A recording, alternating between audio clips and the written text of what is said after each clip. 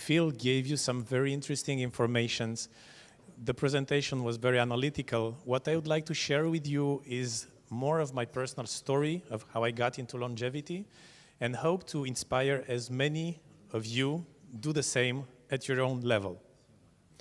So I'm on a mission, as Jonas was saying, to defeat aging, or to help as much as possible humanity defeat aging by 2060. And I have a plan, an action plan to do so by mixing long-term planning and also short-term execution. So I would like to ask a couple of questions which will be important, as you will see in a couple of minutes. First question is, how many of you are being assisted by a longevity doctor or a functional doctor, and who have, let's say, 2 meetings at least per year? Okay, so a small minority, I would say. Second question is, how many of you have already invested in longevity startups, be it like the preventative medicine or the more biotech hardcore longevity startups? Okay, even a smaller minority. Okay, thank you very much for answering. That's my point, and as I will have the opportunity to tell you about. So, but before getting into specifics and the action plan that I suggest we all adopt, I would like to share with you my story of how I got into longevity. So, as Jonas was saying, I've spent the first 40 years of my life like learning, growing, of course, and creating technology startups.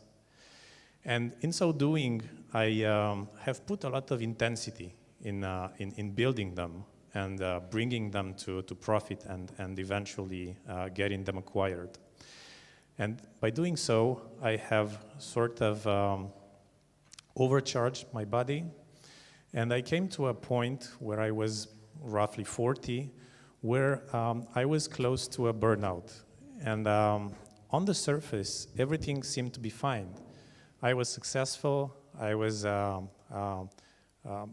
really succeeding at what I was trying to do from the professional point of view. And I had some small weak signs of my body being worn out, but everything was happening under the radar. And at some point, I have discovered that I was close to crashing into the wall and reaching the limitations of my own body. I have discovered that I was pre-diabetic, which maybe most of you know what this is about, but to people who don't know what this means, it means that in 5 to 10 years, on average, you get type 2 diabetes, and this is a near-reversible health condition. However, being pre-diabetic is reversible, but because it's asymptomatic, people don't know they have this, and they don't do anything to prevent this from happening. So I was pre-diabetic. I had a general inflammation of my body, similar to the one of a 72-year-old individual. I had chronic stress, and again, all those things were happening under the radar, and it was only a matter of months or maybe years before I would hit, the wall and see the consequences that this kind of philosophy of work hard, play hard was doing to my body. And this is how I got into longevity.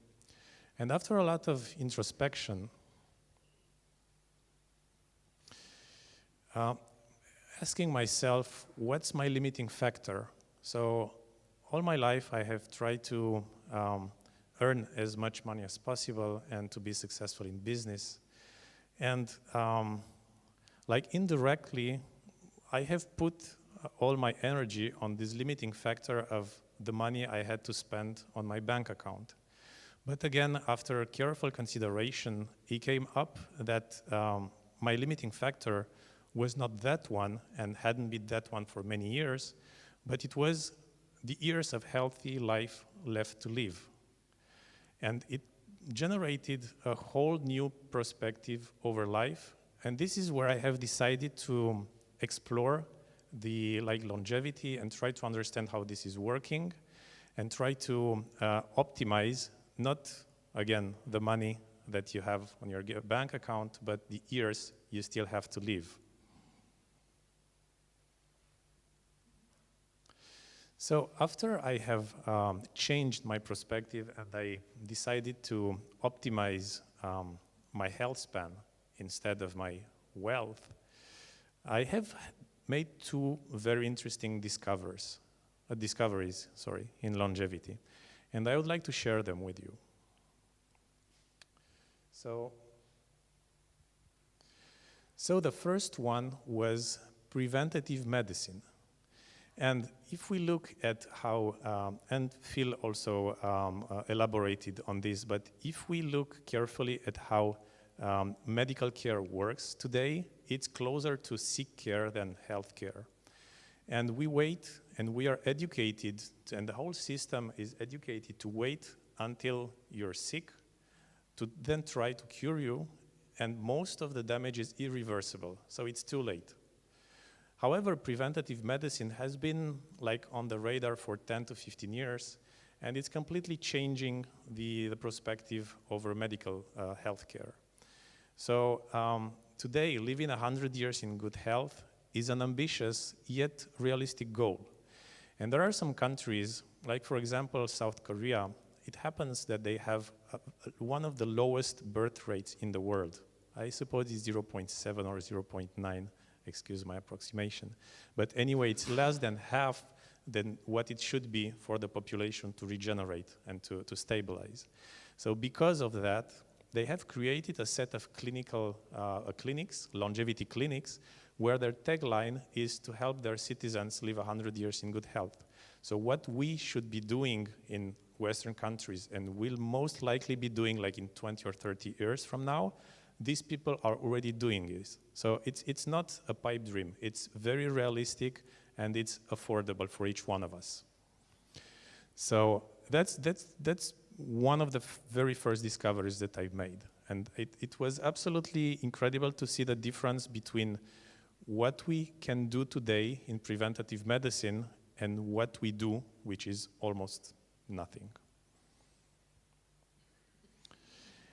And the second discovery is that we are very close to cracking the code of human biology. And we have all seen artificial intelligence with a revolution unfolding in front of our eyes in the last 2, 3, 4 years. It happens that like the algorithms have started in the 1980s, so it's been like more than 40 years. Then the computing power is growing exponentially, and we came to a point where we've had ChatGPT and all the other tremendous breakthroughs in the field.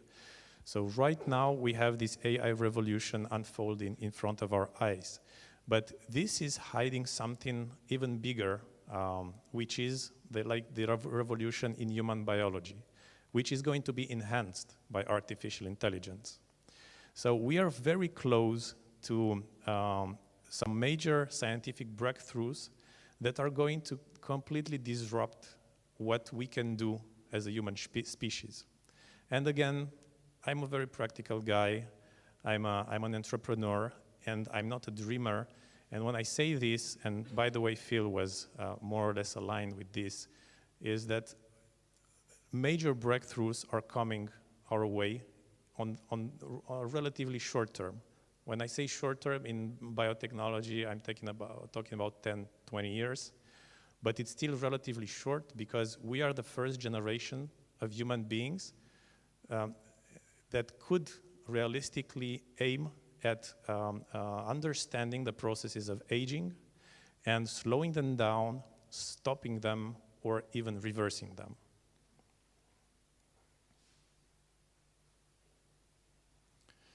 So once I have understood I've made these two major discoveries, and I've spent more than a year trying to understand this and to set things apart from the marketing speeches from the reality.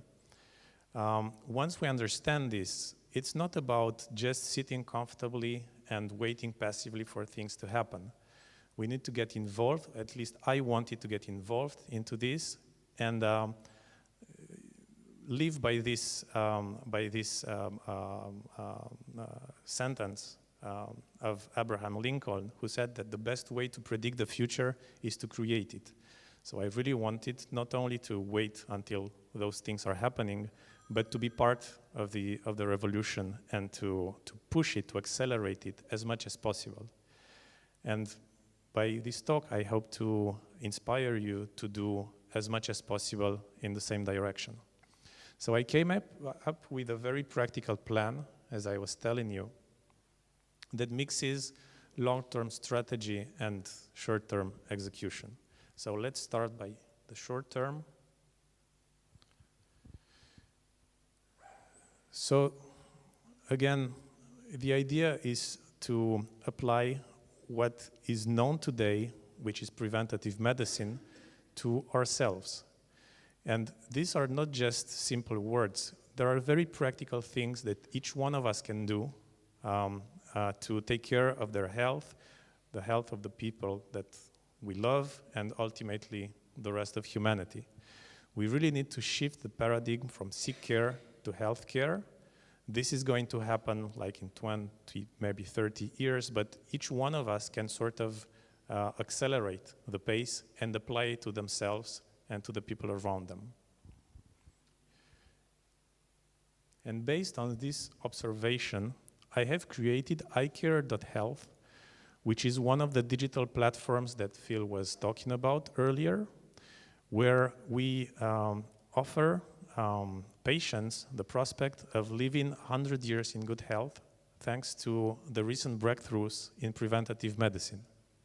So this is a tagline, it's not a guarantee, but again, we have the right technologies, we have very advanced tool, diagnostics, there is a bunch of things that we can do, and there's even a strategy behind it.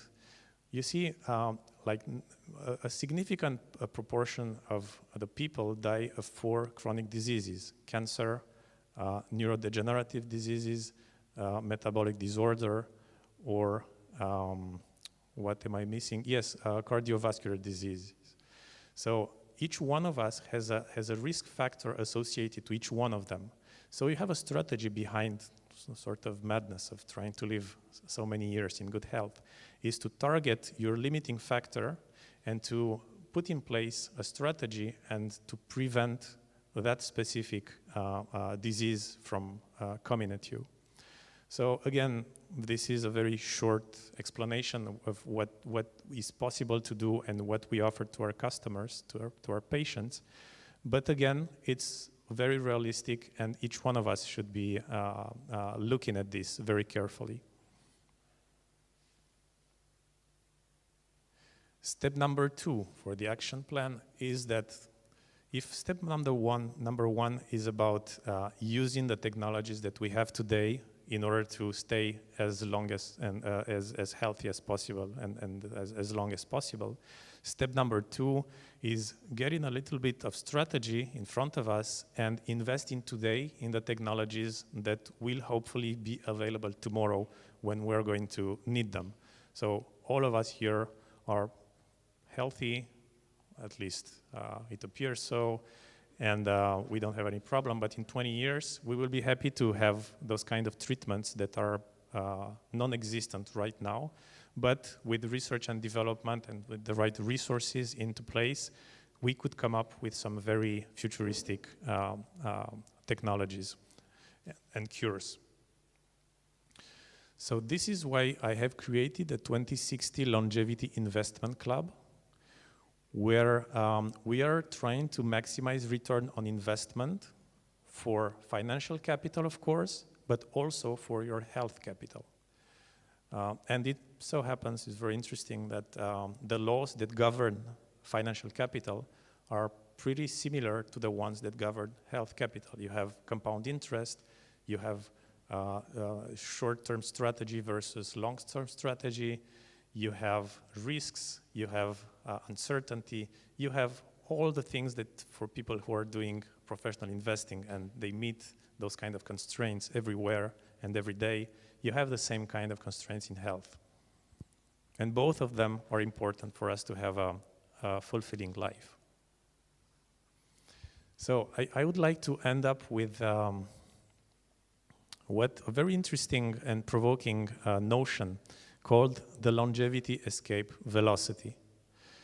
And what those curves are showing, like the red one shows, so you have like the your age, and on the y-axis you have years left to live.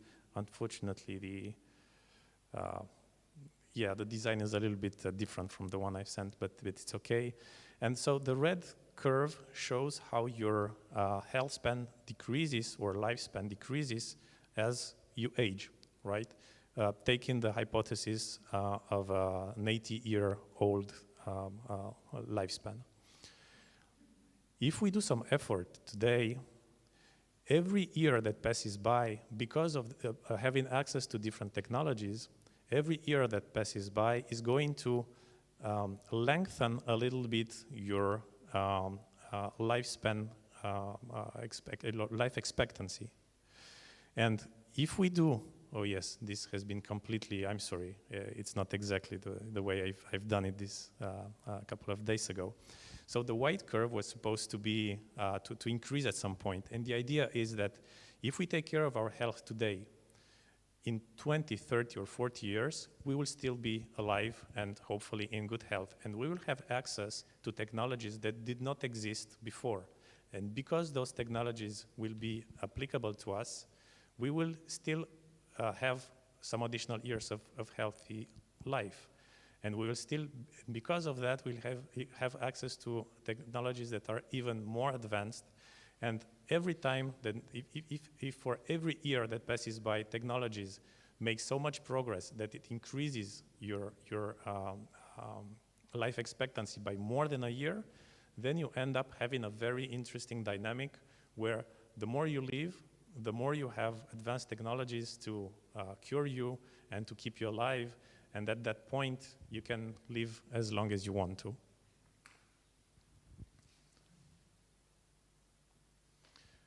So behind this madness, it's not only me. I have, and there's many people who are working in the field, and some of them are the best longevity experts in the world. Maybe you recognize some faces. We have Manish Shamoli, who has recently launched Long Game, which is an investment fund in longevity. We have Brian Kennedy, who has been director of the Buck Institute for many years before being hired by the National University of Singapore to sort of fix their birth rate problem. Singapore has also very big issues with their birth rates. And many, many other people who are working with us, but I cannot show them here. So just to wrap up, I would like to leave you with two key takeaways. So if you want to live longer and healthier, you have to do two things. And the more people are doing this, and the more we are, the better the prospects of being successful in reaching this goal, in this mission. First is to start using preventative medicine today, because the cancer people would have at 60 started at 40. Like the type 2 diabetes that started at 50, they have at 50 started at 30, and so on. So if you're healthy right now and you feel that everything is okay, great for you, but you should investigate. You should proactively search for the problems you might have, and you should aggressively prevent them. Step number one. Step number two, it's not enough to use the technology of today. You also need to invest today in the technologies of tomorrow. And again, this is a collective effort. The more we are to do this, the better the prospects of being successful and discovering the technologies that we will use tomorrow. So, thank you very much. And I'm up for questions right now. If we still have time, I didn't measure the time. Okay, thank you, Jonas. Yes? How do you implement medicine in your life? Yeah, very. Yes, the question is, how do I personally implement preventative medicine in my own life? So there are some common recommendations which are very easy, and each one of you will already knows this, is to reduce sugar and to eat less processed foods and to move a little bit. So those are very common things. And those are things that apply to everyone.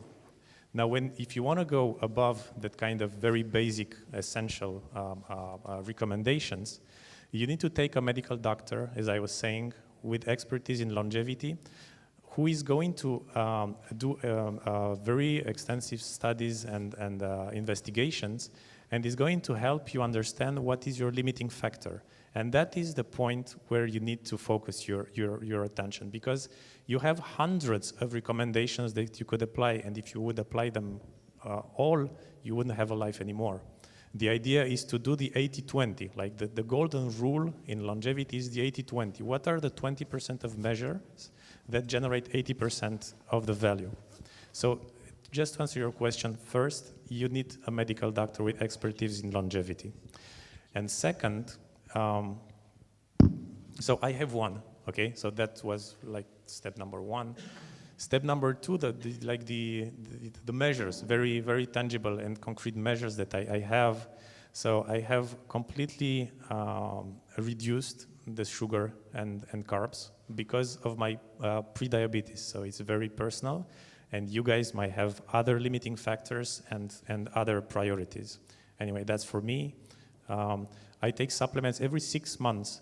I'm doing blood labs, and I have my medical doctor investigate them and tell me what's missing and what's outside of the normal ranges. And based on that, I'm going to take supplements.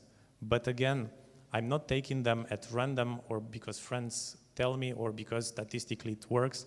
I'm taking them because in my own situation, I have some biomarkers outside of the normal ranges. So that's step number two. Practice physical activity. That is also something that is, everyone knows that we need to move more, but exactly what do you do? Are you working your cardio? Are you working your strength? Are you working the flexibility of your joints? What are you doing exactly? Where are you focusing? What are you focusing on? So when it comes to myself, it's cardio and strength, but again, for some other people, it's going to be something different. One of the very big problems I still struggle with today is stress management, and also, chronic stress, I would say, because I'm really fascinated about what I'm doing, and it's very hard for me to relax. So I'm trying to practice meditation, breath work, and for the ones of you who have heard of this Tantra, it really helps me a great deal. But those are roughly the measures I'm taking for myself. What role, then, if any, do you see the human? I think the emphasis that I've heard, at least where I am,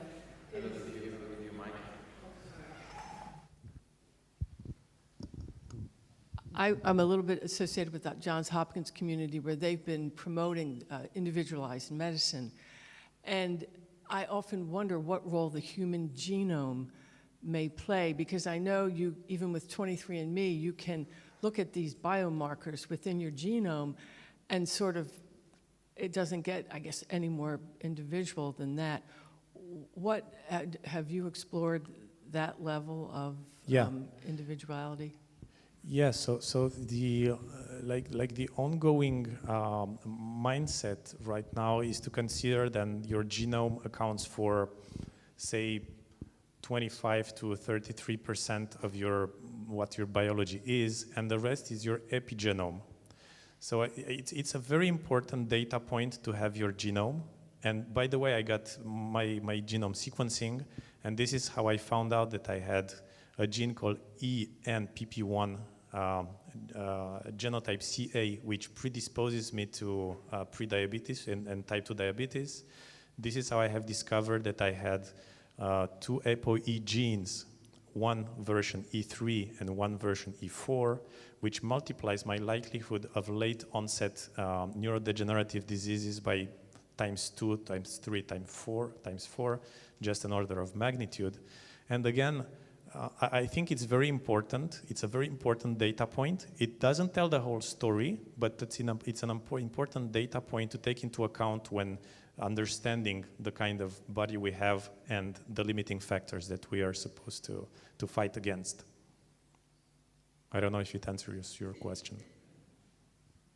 Okay, thank you. Thank you, Gabriel. We will keep it to 2 questions because I would like to continue to the next part where we will also have fireside chat, so we will also have room for more questions then, just to keep in line with the agenda. So thank you, Gabriel. Thank you very much, Jonas.